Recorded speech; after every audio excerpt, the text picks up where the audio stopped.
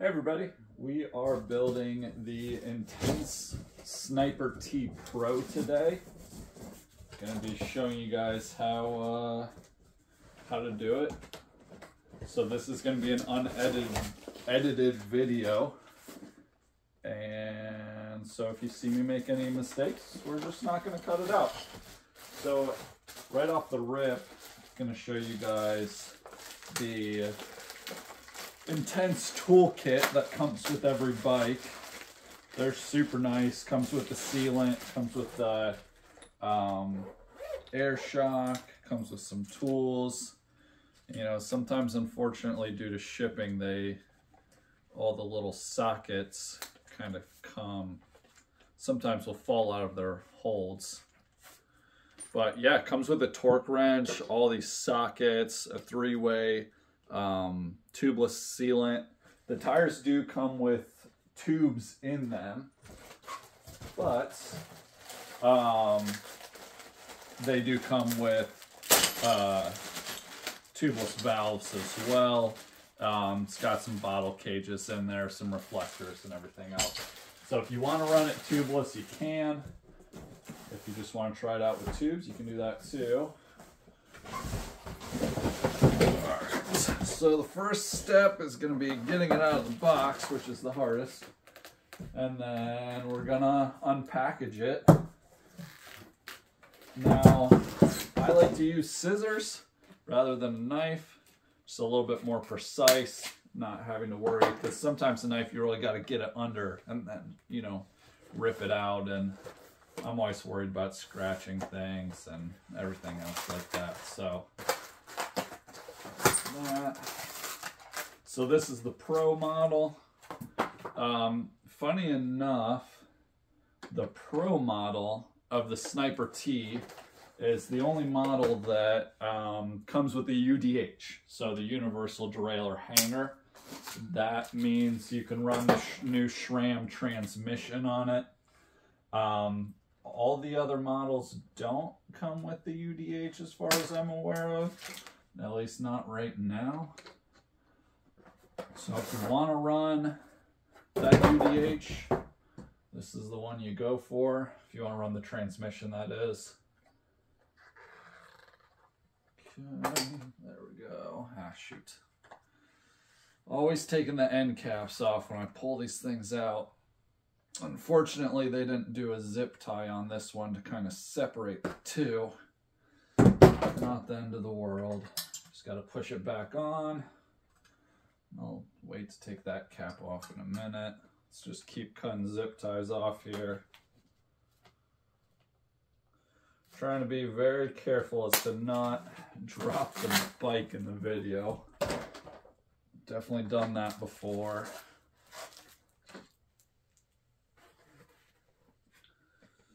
Obviously don't want to scratch anything up either.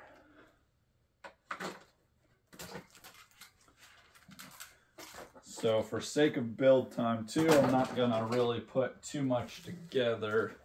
I'm gonna put everything together. I'm not going to really, you know, dial it in exactly how I would ride it. Just really want to show you guys how to put everything together and get your bike running.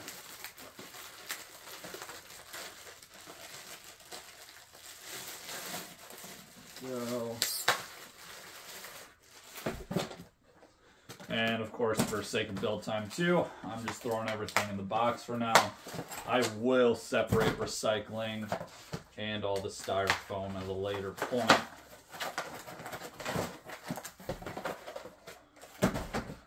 Okay, I got it mostly built up here. Well, I'm gonna need to unwrap the handlebars so I can extend that dropper post. Get it up in the stand there. That'll make it a lot easier to unpackage everything. Now, usually unpackaging is definitely the longest process of everything, because they really wrap these guys well so that you don't damage anything in shipping. Okay, we go. Let's get her up in the stand. Just gonna kind of softly clamp it there.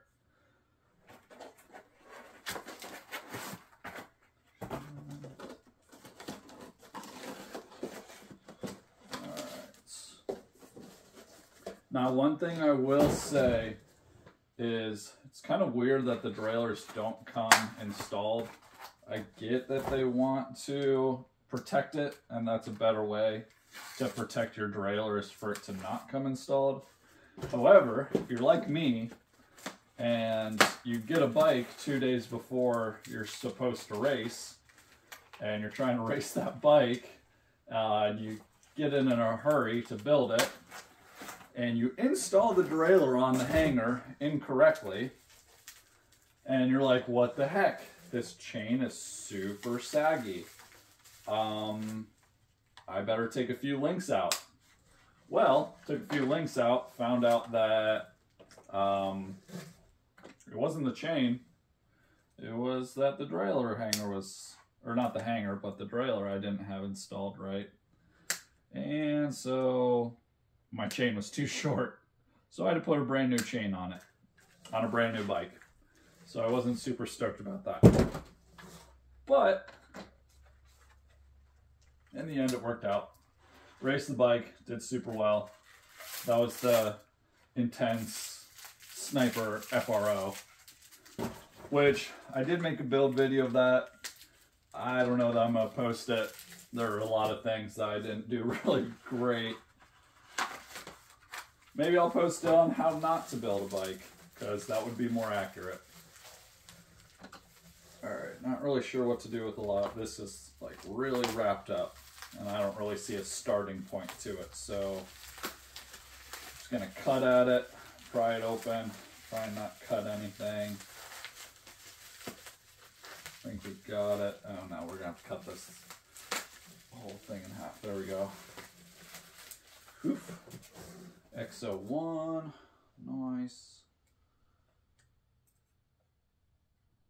Now, personally, the one thing I'll say that I'm not super excited about, I don't know, maybe I just need to be more excited about it, is the tires. I come from more of a cross-country background, and I'm used to racing a Maxxis Ardent race up front and a Recon race in the rear, which are pretty non-aggressive cross-country tires. I mean, they have race in the name. And these aggressors are pretty aggressive. Yeah, aggressor front and rear. Jeez. So, yeah, we'll see. I'm sure I'll like them, but I'm just not used to running knobby tires like that. So this will be a true test for me to see whether I like riding a trail bike. This is actually my first trail bike too, so that's exciting. I don't love that they wrapped this so tight. So I really don't want to scratch these carbon bars.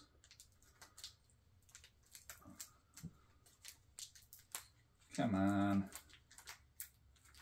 All right, it's loose enough that I think I can get scissors under there now. There we go. Okay. This yellow's pretty sweet. All right. Like I said, it's kind of, you kind of tell that the bike's pretty much put together. It's just unwrapping. It's the biggest process. I hate shrink wrap. There we go. Finding the, or saran wrap, whatever you want to call it. Finding the starting point's always a struggle, especially when you're trying to make a video. All right, those 5s, 4s. I'm going to straighten the stem out a little bit here. Cool beans.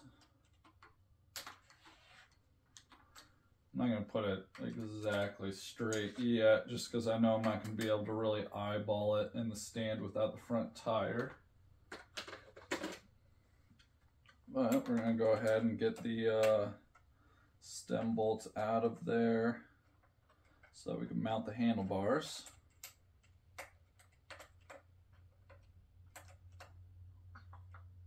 Actually, you know what? We're going to start on the rear derailleur first. I'm going to be indecisive, and I'm going to try something new. Last minute change. We're going to do the derailleur. Hopefully installed correctly this time. Be extra careful.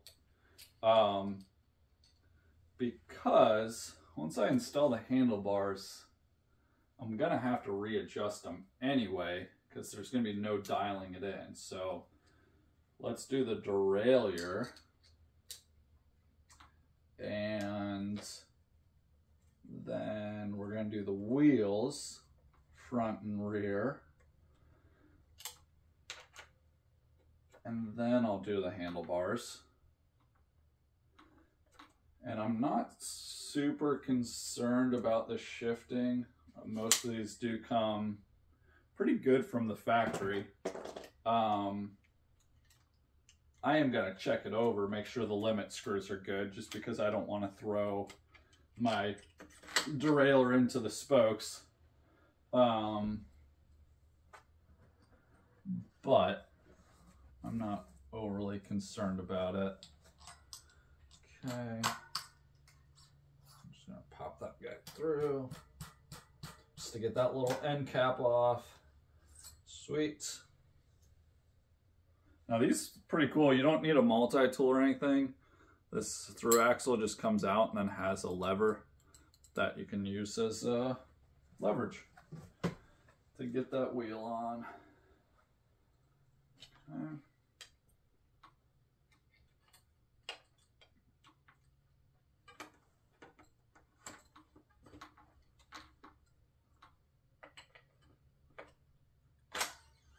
There we go.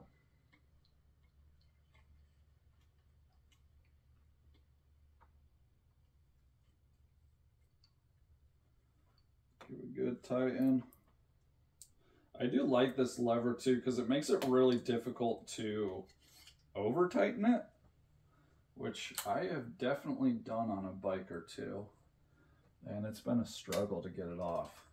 So while I'm back here too, I really don't like these things. I know I probably should check the shifting before I take this off, but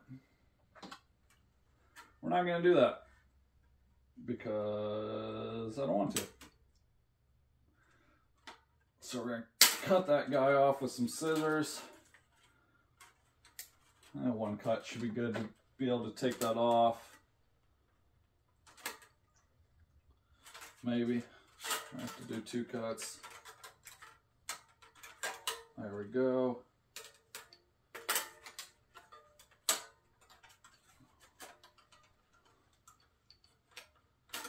Awesome. Got it off. I'll probably take those reflectors off at some point too. All right, so I'm going to take this through axle out, because what I'm going to do, same thing I do with the rear. There's little caps here. I need to take at least one side off. All right, these end caps for the through axle sometimes will pop off, so sometimes it's easier if you just use the through axle to lightly push this little cover off. That way the end caps of the through axle don't just come flying off as well, and then you have to put them back on, and it's just a frustrating mess. Okay. Whew. Comes with nice Shimano Cool Stop pads. I'm just going to cut this rubber band. Awesome sauceum. All right. Now, the way that I am doing this, you know I should put the handlebars on first. I get it. But also I'm going to have to readjust them anyway. And I don't want to do things multiple times just to do things properly. I'm just going to be careful that I don't scratch up the bars while they're dangling there, and it'll be a-okay. Don't let anybody tell you how to build your bike. You can learn from mistakes. All right. That is not on there quite yet. Okay. I am excited to run some Fox suspension though. Only ever really ridden Sid. I've worked on plenty of Fox stuff, and from my experience, I will say I like that the Fox stuff just seems to hold up better long term.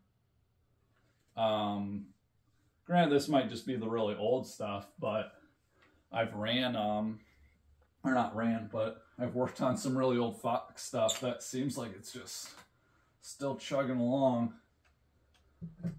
Well, a lot of the SRAM RockShox kind of seem like after a few years and a few rebuilds, they're not super great. All right, so I'm gonna just adjust this now. I said I wasn't going to, but I'm gonna get it roughly where I want it. Which means I'm gonna probably put a spacer on top of the stem and flip the stem upside down, just because I am used to cross-country race geometry, and this 120 is gonna be super weird for me. As well as these tires. But the closer that we can get to race geometry, the better. Just so that I can get used to the bike and enjoy it and not hurt myself. So that is the goal. I'm very bad at lining up stems, especially when they are only like 50 millimeters long.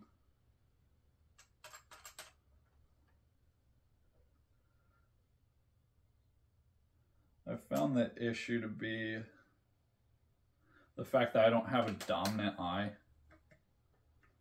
Found that out. Like most people use their right or left eye to gauge where the stem is when it's straight. I have to like use both eyes. Anyway, I usually can't get it straight until I get on the bike and actually ride it. Now, if the stem's like over 100, that makes it a little bit easier. But we're not going to do that on a mountain bike. Not in today's world, anyway. It's all old school. All right, now we're going to get the handlebars on. This is the fun part where you try not to drop any bolts.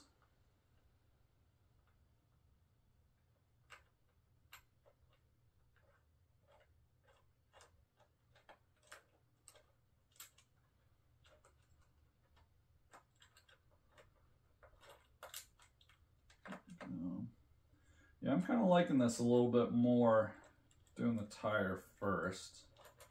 Just because I know once I put the handlebars in the stand, I can never get them exactly where I would want them to be.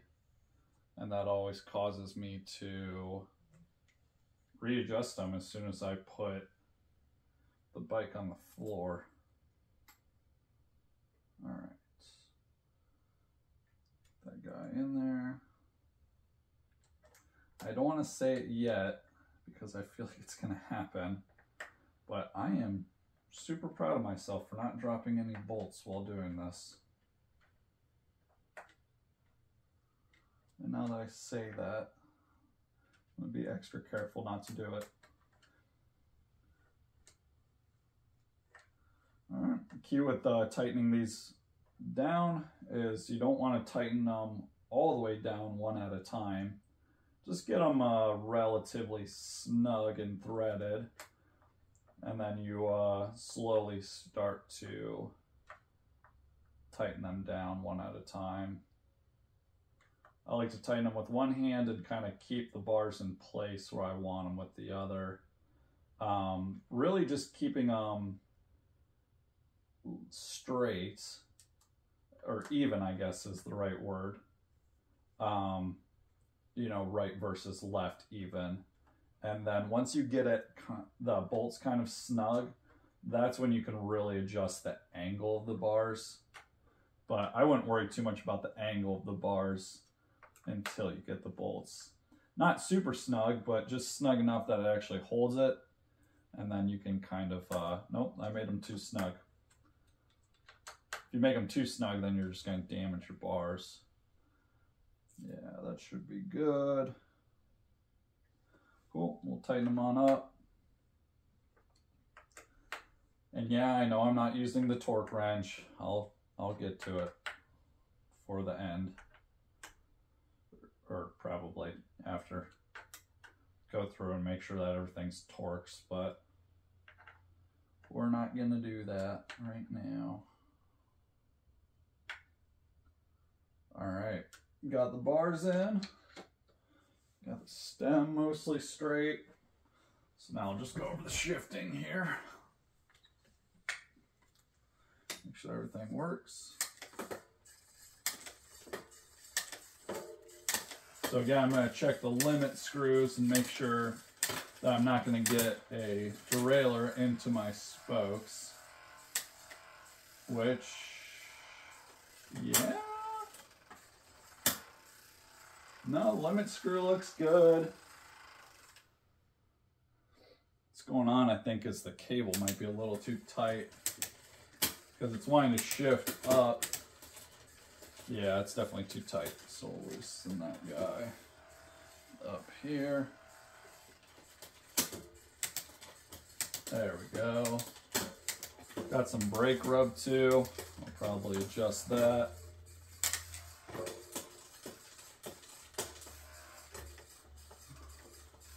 All right. I'm also going to adjust the B screw, put some bottle cages on. Put some pedals on so I can ride it too. But other than that, that's a complete build. This is the Intense Sniper T Pro 29er. If you like the video, make sure that you like the video and subscribe to the channel.